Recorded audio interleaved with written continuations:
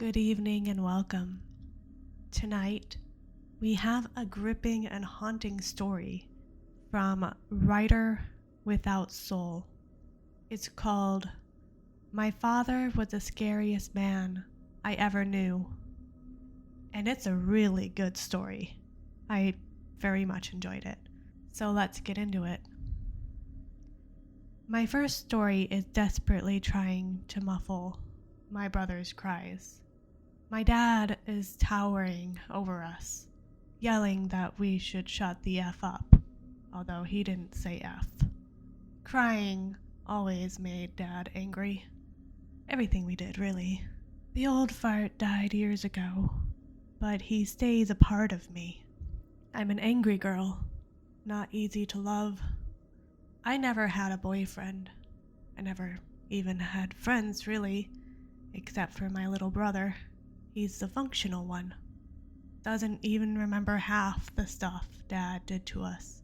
Just kind of blocked it out, I guess. He is able to live. He has tons of friends.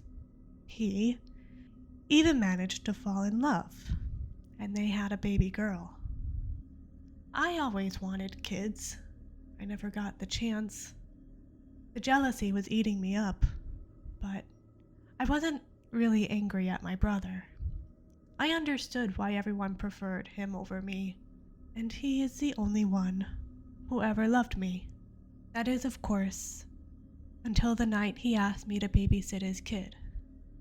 I still remember his screams, the terror in his eyes, the blood on the crib.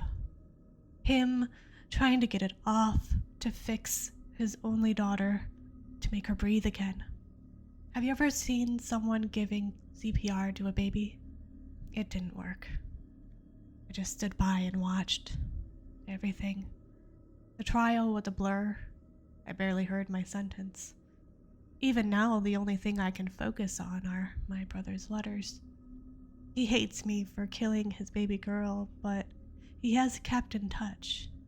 After all, there was a time where we were the only good thing in each other's lives.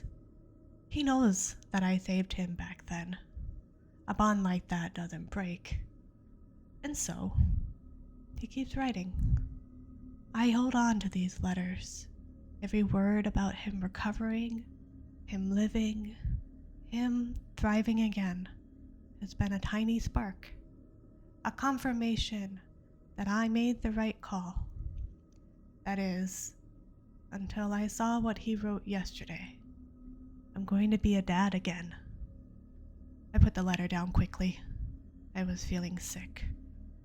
My father was the scariest man I ever knew, until I arrived at my brother's house that fateful evening and saw him standing over the crib, covered in blood.